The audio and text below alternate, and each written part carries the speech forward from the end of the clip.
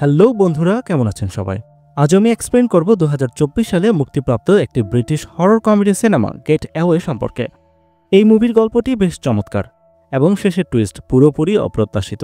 Horror comedy psycho killing ঘরানার এই মুভিটি 4 সদস্যের একটি ইংরেজ পরিবারের গল্পকে কেন্দ্র করে নির্মিত, যারা সুইডেনের সোয়াল্টা আইল্যান্ডে যায় কয়েকদিনের ছুটি কাটাতে এবং স্থানীয়দের বার্ষিক কারান্টান উৎসব দেখতে। তবে সেখানে একটিমাত্র সমস্যা ছিল যে স্থানীয় লোকজন বাইরের লোকদের প্রতি অসহিষ্ণু ছিল। শেষ পর্যন্ত তাদের সাথে যা হয় তা জানলে আপনি নিশ্চিতভাবে অবাক হয়ে যাবেন, আর এজন্য আপনাকে পুরো ভিডিওটি দেখতে হবে। এক্সপ্লেনেশন শুরু করার আগে আপনাদের কাছে আমার একটি ছোট্ট অনুরোধ থাকবে, অনুগ্রহ করে আমার এই সিনে ফ্রেঞ্জি বাংলা চ্যানেলটিকে সাবস্ক্রাইব করে দিন। আপনার এই সাবস্ক্রিপশন পরবর্তী ভিডিও বানাতে আমাকে উৎসাহিত করে। তাহলে আর দেরি না করে দেখা যাক সিনেমাটির কাহিনী কি।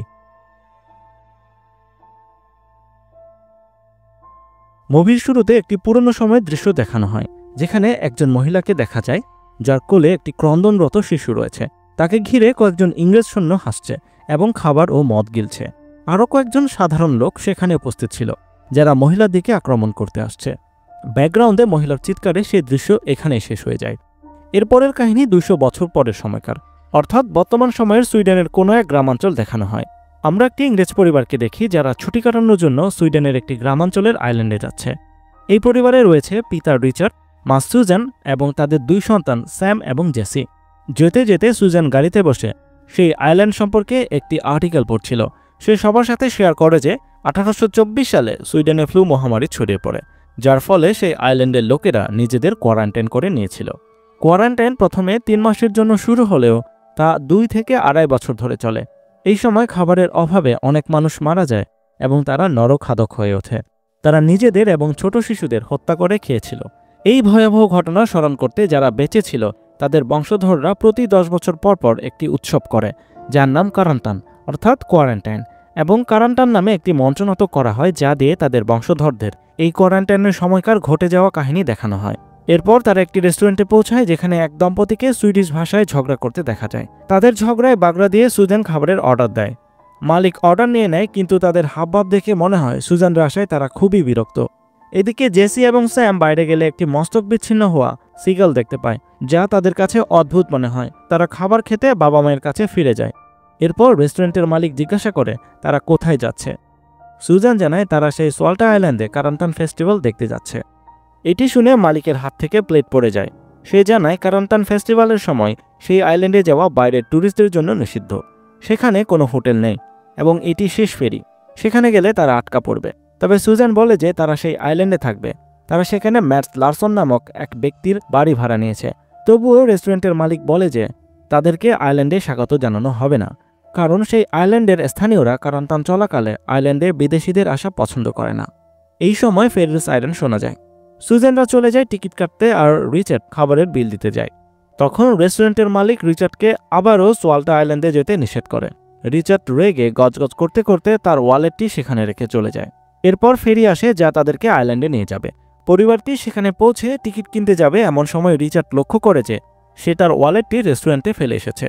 সে ওয়ালেটটি আনতে রেস্টুরেন্টে চলে যায়। টিকিট বিক্রেতা মহিলাটি তাদেরকে তাড়া দেয় এবং জানায় যে এই ফেরির পর আর কোনো ফেরি নেই। পরের ফেরি কারান্টান শেষ হওয়ার 3 দিন পর, তাই সুজানরা রিটার্ন টিকিটও কেটে নেয়। এই সময় রিচার্ড ফিরে আসে। সুজান খেয়াল করে তার জ্যাকেটে ক্যাচআপ লেগে আছে। এরপর তারা সবাই মজা করতে করতে ফেরিতে উঠে যায়। ফেরিতে অনেক গ্রামবাসীকে দেখা যায় যারা সেই আইল্যান্ডে থাকে। তারা সুজানদের দিকে অদ্ভুতভাবে তাকায়, অর্থাৎ আইল্যান্ডে বহিরাগত ট্যুরিস্টদের দেখে তারা খুবই বিরক্ত। একসময় এক মাতাল লোক যার নাম জোহান তাদের কাছে এসে সুজানকে তার সাথে ড্রিঙ্ক করার অফার দেয়। সুজান না করে দিলে তাদের সবাইকে গালি দিয়ে সেখান থেকে সে বিদায় হয়। সুজানরা এই অপমান গায়ে না মেখে বোটের বাইরে যায় এবং পরিবারের সবাই মিলে চারপাশের প্রকৃতির নৈসর্গিক দৃশ্য উপভোগ করতে থাকে। একসময় তারা আইল্যান্ডে পৌঁছে যায়। সেখানে তারা দেখতে পায় নৌঘাটে অনেক গ্রামবাসী তাদের দিকে তাকিয়ে আছে। তারা আইল্যান্ডে একটি ইংরেজ পরিবারকে দেখে মোটেও খুশি ছিল না। এরপর গ্রাম প্রধান একজন বৃদ্ধা মহিলা যার নাম ক্লারা তাদের কাছে আসেন এবং জানতে চান তারা কেন এসেছে। পরিবারটি জানায় তারা ছুটি কাটাতে এখানে এসেছে এবং তাদের কারান্টান ফেস্টিভ্যাল এবং তাদের মঞ্চনাটকটি দেখতে এসেছে। ক্লারা তাদের সতর্ক করে বলেন যে এই ফেস্টিভ্যাল পর্যটকদের জন্য নয় এবং তারা যেন দ্রুত আইল্যান্ড ছেড়ে চলে যায়। সেখানে এক লোক এসে বলে কমিউনিটি সিদ্ধান্ত নিয়েছে তাদের এখানে ওয়েলকাম জানানো হবে না, তাই তারা যেন ফেরিতে উঠে মেইনল্যান্ডে ফিরে যায়। কিন্তু স্মিথ পরিবার তাদের সিদ্ধান্তে অনড় ছিল। সুজান জানায় তারা শুধু তাদের মঞ্চনাটকটি দেখতে চায় এবং মৃতদের প্রতি শ্রদ্ধা জানাতে চায়। তাদের এই কথোপকথন থেকে জানতে পারি 200 বছর আগে মহামারীর সময় যখন ইংরেজরা এই আইল্যান্ডে এসেছিল, তারা সেখানে লুটপাট করেছিল এবং হত্যাযজ্ঞ চালিয়েছিল, যার ফলে স্থানীয় লোকজনদেরকে অনাহারে মরতে হয়েছিল। যারা বেঁচে ছিল তাদের বাধ্য হয়ে মানুষের মাংস খেয়ে বেঁচে থাকতে হয়েছিল। ইংরেজদের এই অত্যাচারে অতিষ্ঠ হয়ে স্থানীয় লোকজন তাদের হত্যা করে এবং তাদেরকেও খেয়ে ফেলে, যার দৃশ্য মুভির শুরুতে দেখানো হয়েছিল। আর সেই ইংরেজদের বংশধর হলো এই স্মিথ ফ্যামিলি। সেই মৃত পূর্বপুরুষদের প্রতি শ্রদ্ধা জানাতে তারা এখানে এসেছে। এইটা শুনে বৃদ্ধা ক্লারা রেগে যান এবং সুজানকে বলেন এক্ষুনি এখান থেকে বিদায় হও, এবং সবাইকে অবাক করে দিয়ে সুজানের গাল চেটে দেন। এই বিব্রতকর পরিস্থিতিতে ম্যাটস লারসন নামক এক লোক তাদের পক্ষ হয়ে কথা বলতে এগিয়ে আসে। সে জানায় তাদেরকে সে তার মায়ের বাড়িতেই ভাড়া দিয়েছে, কিন্তু ভ্যানসন নামক এক লোক এসে বলে যে কমিউনিটির সদস্যদের সাথে আলোচনা না করে এইভাবে বাইরের লোকদের আইল্যান্ডে থাকতে দেয়া উচিত হয়নি। তখন লারসন বলে যে এখন আর সেই 200 বছর আগের সময় নয়, এই দ্বীপ কারো বাপের নয়, এবং তার মায়ের বাড়ি সে কার কাছে ভাড়া দেবে সেটা তার একান্তই নিজস্ব ব্যাপার। তখন বৃদ্ধা ক্লারা সুজানদের প্রচ্ছন্ন হুমকি দিয়ে সেখান থেকে বিদায় হয়। ম্যাটস স্মিথ পরিবারকে তার মায়ের বাড়িতে নিয়ে আসে, যেখানে তারা থাকার জন্য বুকিং দিয়েছিল। বাড়িটি বেশ সুন্দর ছিল, তবে দেখা যায় ম্যাটস জেসির প্রতি একটু বেশি আগ্রহ দেখাচ্ছে। ম্যাটস জানায় তার মা এই বাড়িতে 10 বছর আগে মারা গিয়েছিল। তাকে শিরচ্ছেদ করে খুন করা হয়েছিল সেই চেয়ারে যেখানে রিচার্ড এখন বসে আছে। এইটা শুনে সুজেনরা কিছুটা আতঙ্কিত হয়। তারপর তারা তাদের যে যার রুমে চলে যায়। ম্যাটস বেশ অদ্ভুত প্রকৃতির ছিল এবং সে জেসির প্রতি আকৃষ্ট হয় এবং তার সাথে ফ্লাইটিং করার চেষ্টা করে। এরপর ম্যাটস তাদেরকে সেখানে রেখে নিজের বাড়িতে চলে যায়। পরিবারটি লক্ষ্য করে তাদের ফোনে কোনো সিগন্যাল নেই, যার কারণে তারা কারো সাথে যোগাযোগ করতে পারছে না। তারা সেখানে বোরিং সময় পার করতে থাকে। পরে যখন জেসি বাথরুমে গোসল করতে যায়, সে আয়নার পেছন থেকে শব্দ শুনতে পায়। তখন তার মনে হয় আয়নার ওপাশ থেকে কেউ তাকে দেখছে। শুধু তাই নয়, রাতে যখন পরিবারটি ঘুমাচ্ছিল তখন বাইরে থেকে আসা অদ্ভুত শব্দ শুনে তাদের ঘুম ভেঙে যায়। রিচার্ড এবং সুজেন বাইরে এসে দেখে গ্রামের লোকেরা অদ্ভুত সব কস্টিউম পরে তাদের বাড়ির বাইরে মশাল হাতে দাঁড়িয়ে আছে আর ঢোল পেটিয়ে শব্দ করছে। সুজান তাদের উদ্দেশ্যে বলে, কেন এসব ভয় দেখাচ্ছ? অনুগ্রহ করে এখান থেকে চলে যাও। তখন তাদের মধ্যে একজন এসে একটি মৃত রেকুন তাদের বাড়ির সিঁড়িতে ছুঁড়ে ফেলে দিয়ে যায়। এরপর গ্রামবাসী কোনো কথা না বলে সেখান থেকে চলে যায়। এটি ছিল তাদের উদ্দেশ্যে এক প্রকার হুমকি। সুজেন আর রিচার্ড বুঝতে পারে না এসব কি হচ্ছে, কেনই বা তারা এসব করছে। আসলে এইসবের মূলে রয়েছে সে বৃদ্ধা ক্লারা, যিনি চান না তারা এখানে থাকুক। পরের দিন সকালে রিচার্ড যখন রান্নাঘরে ছিল তখন সে জেসিকে গত রাতের ঘটনার কথা বলে। যদিও জেসি জানায় তারা এসব টের পায়নি, তবে জেসি তার বাবার কাছে এসে পানির ট্যাপ চালু করে দেয় যাতে তাদের কথা কেউ শুনতে না পারে। সে বলে যখন সে বাথরুমে ছিল তখন তার মনে হয়েছিল কেউ তার উপর নজরদারি করছে। এটি শুনে তার বাবা রিচার্ড তাকে আরও সতর্ক থাকতে বলেন। এদিকে আমরা দেখি ম্যাটস গোপনে পরিবারটির উপর নজর রাখছে। বাড়ির প্রতিটি কোণায় সে গোপন ক্যামেরা বসিয়েছে এবং তার বাড়িতে একটি কন্ট্রোল রুম তৈরি করেছে, যেখান থেকে সে তাদের প্রতিটি পদক্ষেপ পর্যবেক্ষণ করছে। এরপর রিচার্ড ম্যাটসের সঙ্গে কথা বলতে যায়। ম্যাটস দরজা খুলে কিন্তু তাকে ভেতরে আসতে দেয় না, বরং বাইরে থেকে কথা বলে। রিচার্ড জানায় গত রাতে কিছু গ্রামবাসী তাদের বাড়ির বাইরে এসে একটি মৃত পশু ছুঁড়ে দিয়েছে। ম্যাটস জানায় যে তারা এই কাজটি করেছে তাদের সতর্ক করার জন্য এবং গ্রামবাসী চায় না যে তারা কারান্টান ফেস্টিভ্যাল দেখুক। এরপর স্মিথ ফ্যামিলিকে আইল্যান্ডের চারপাশে ঘুরে বেড়াতে দেখা যায়। তারা সেখানে বেশ আনন্দময় সময় কাটাচ্ছিল। এরপর সেই হারবার রেস্তোরাঁর দৃশ্য দেখানো হয়, যেখানে রেস্তোরাঁর মালিক এবং তার স্ত্রীকে নৃশংসভাবে হত্যা করা হয়েছে। তদন্তকারী কর্মকর্তা ডিটেকটিভ ফোর্সবার্গ মনে করেন এই খুনের পেছনে গ্রামবাসীর হাত থাকতে পারে। বিশেষ করে জোহানকে তিনি সন্দেহ করছেন, যে কিনা সদ্য জেল থেকে ছাড়া পেয়ে সোয়াল্টা দ্বীপে চলে গিয়েছে। স্মিথ ফ্যামিলি সমুদ্র তীরে যখন মজা করছিল তখন তারা দেখতে পায় গ্রামের লোকেরা নৌকায় করে 4টি কফিন নিয়ে আসছে। তারা বেশ ভয় পায় এবং ভাবে হয়তো কফিনগুলো তাদের জন্য নিয়ে আসা হয়েছে। অন্যদিকে ডিটেকটিভ ফোর্সবার্গ সোয়াল্টা আইল্যান্ডে এসে হাজির হন হত্যাকাণ্ডে তদন্ত করতে। তাকে স্বাগত জানান এক মহিলা অফিসার। ডিটেকটিভ তাকে জানান তিনি মনে করেন স্থানীয় মাতাল জোহান এই খুনের সাথে জড়িত। মহিলা পুলিশ জানান যে তিনি গতকাল জোহানকে ড্রাঙ্ক অবস্থায় ফেরি থেকে নামতে দেখেছেন। তিনি ডিটেকটিভকে বলেন তার ব্যাপারে গ্রামবাসীদের সতর্ক করতে। এরপর ডিটেকটিভ কারান্টান নাটকের রিহার্সালে এসে হাজির হন। তিনি ক্লারার সাথে এ বিষয়ে কথা বলেন। তিনি রেস্টুরেন্টের হত্যাকাণ্ডের ঘটনা সবাইকে জানিয়ে দেন এবং জোহানের বিষয়ে জানতে চান। তারা বলে যে তারা কেউই জোহানকে দেখেনি। একজন তো বলেই দেয় যে জোহান সম্ভবত ভটকা পান করতে দ্বীপ ছেড়ে চলে গিয়েছে। ডিটেকটিভের এখানে আসাতে বৃদ্ধা ক্লারা খুবই বিরক্ত হন। ডিটেকটিভ চলে যাওয়ার সময় ক্লারা তাকে বলেন যে এখানে আবার আসবেন না, এখানে আসা তার কোনো এখতিয়ার নেই। কারণ এই আইল্যান্ডে কারান্টানি বিচারক। এইভাবেই সবসময় তারা কাজ করেন। ডিটেকটিভ তাকে সতর্ক করে বলেন যে বেশি মাথা গরম করো না, বরং সাবধানে থেকে চোখ কান খোলা রাখো। ডিটেকটিভ চলে যাওয়ার সময় আমরা দেখি যে জোহান এখনও আইল্যান্ডে রয়েছে এবং বিয়ার খেতে খেতে দূর থেকে তার চলে যাওয়া দেখছে। এরপর স্যাম এবং জেসি স্থানীয় একটি রেস্তোরাঁয় যায়। সেখানে তারা ইনগেমার নামক এক দোকানদারের কাছে ক্রিম্পি ওয়াফল খেতে চায়, কিন্তু সে তাদেরকে বলে যে এখানে আসাটা তাদের জন্য বড় ভুল এবং সেখান থেকে যেন তারা চলে যায়। কিছুক্ষণ পর কয়েকজন লোক এসে তাদের দিকে ঘৃণা ভরে তাকায় এবং তাদেরকে সেখান থেকে বের করে দিতে যায়। স্যাম তাদের উপর চকলেট বল ছুঁড়ে মেরে পালিয়ে যায়। পালানোর সময় মুখোশ পরিহিত একদল গ্রামবাসীর সাথে তাদের ধাক্কা লাগে। তাদের দেখে গ্রামবাসীরা হাসতে থাকে। তারা ইংরেজিতে লায়ার শব্দটি লেখা একটি কফিনের দিকে ইশারা করে এবং তাদের গলা কাটার হুমকি দেয়, যা দেখে পরিবারের 2 সন্তান ভয় পায় এবং বাড়ি ফিরে আসে। ওদিকে ম্যাটসের বাড়িতে আমরা দেখি ম্যাটস জেসির অন্তর্বাস পরে শুয়ে রয়েছে। শুধু তাই নয়, সে এর আগেও রিচার্ড এবং সুজানের অন্তরঙ্গ মুহূর্তগুলো গোপন ক্যামেরায় দেখছিল এবং তার বিকৃত লালসা পূরণ করছিল। এটি প্রমাণ করে যে সে এক ভয়ঙ্কর বিকৃত মানসিকতার ব্যক্তি। জেসি তার রুমে আসে এবং বিছানার ভাঁজ করা চাদর দেখে তার সন্দেহ হয় যে কেউ তার ঘরে এসেছিল। তার বিছানায় রাখা অন্তর্বাস গায়েব হয়ে গিয়েছে। সে স্যামকে জিজ্ঞেস করে যে সে কি তার ঘরে এসেছিল, সে কি তার অন্তর্বাস সরিয়েছে। স্যাম জানায় সে কখনো তার ঘরে যায় না এবং সে গে হওয়ার কারণে মেয়েদের অন্তর্বাসের প্রতি তার কোনো আগ্রহ নেই।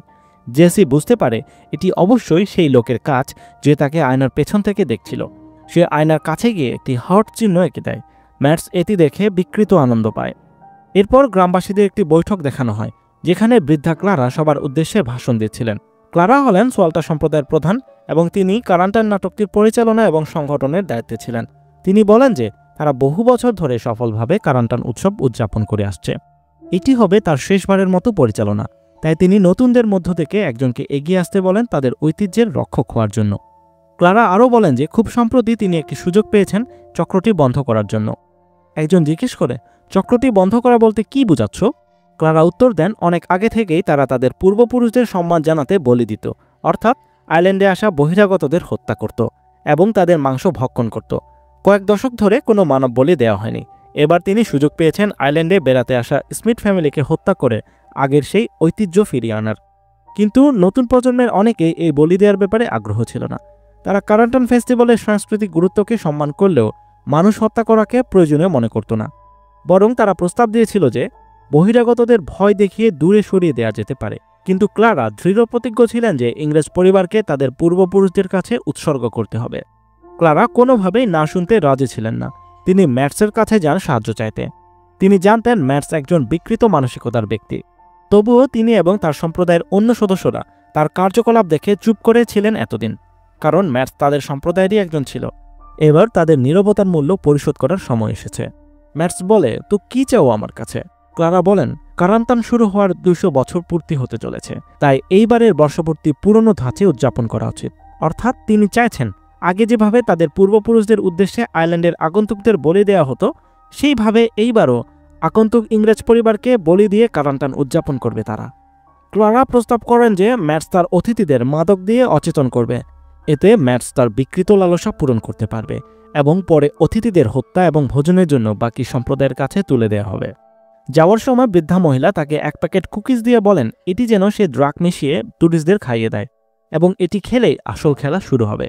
ম্যাটস এই পরিকল্পনা মেনে নেয় কারণ পুরো বিষয়টি তার কাছে রোমাঞ্চকর মনে হচ্ছিল। পরের দিন সকালে কারান্টান ফেস্টিভ্যাল শুরু হয়। সেখানে ড্রাম বাজানো হয় এবং অনেক লোক নাটকের জন্য কস্টিউম পরে সেখানে হাজির হয় এবং এলাকাবাসীরা সবাই নাটক দেখতে আসা শুরু করেছে। এদিকে স্মিথ ফ্যামিলি তাদের বাড়িতে সকালের নাস্তা করছে।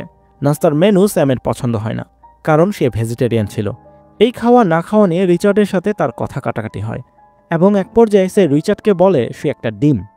এটা রিচার্ডের একেবারেই ভালো লাগে না। তবে সুজান পরিস্থিতি সামলে নেয় এবং তারা তাদের ব্রেকফাস্ট শেষ করে।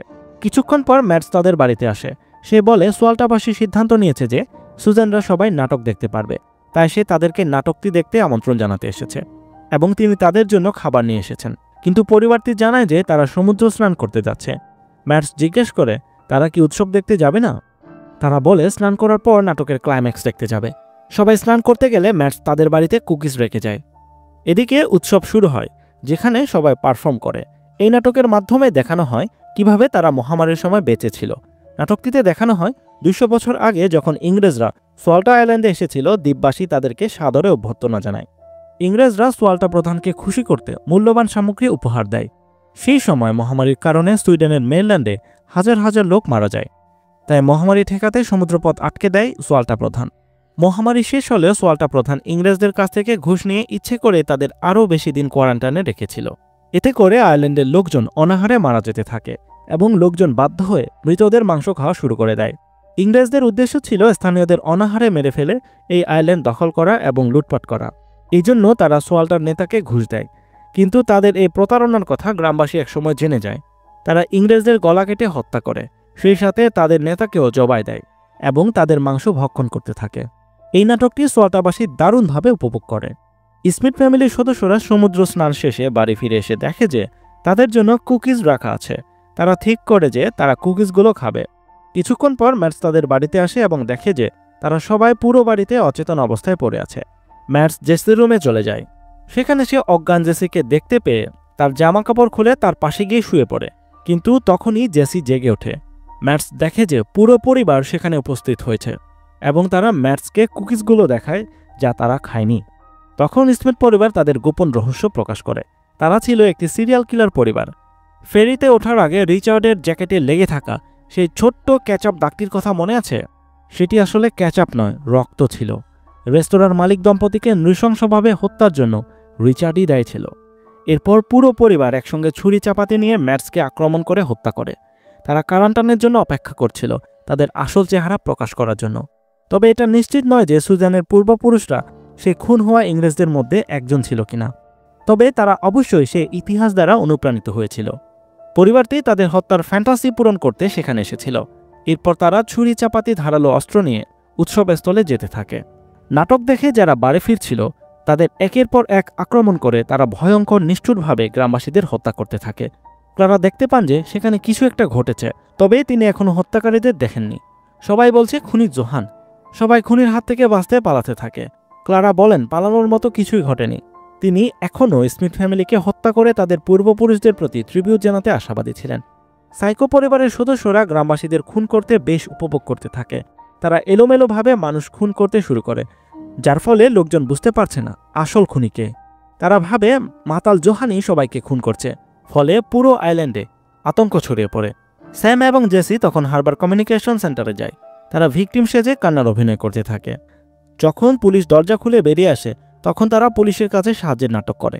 তারা পুলিশকে জড়িয়ে ধরে এবং সেই সুযোগে গলা কেটে হত্যা করে এবং লাশের সাথে সেলফি তোলে। এদিকে বৃদ্ধা ক্লারাকে দেখা যায় ভ্যানসনের সাথে, যে তাকে এখান থেকে পালিয়ে যাওয়ার প্রস্তাব দেয়। কিন্তু ক্লারা বলে যে সে দ্বীপ ছেড়ে কোথাও যাবে না।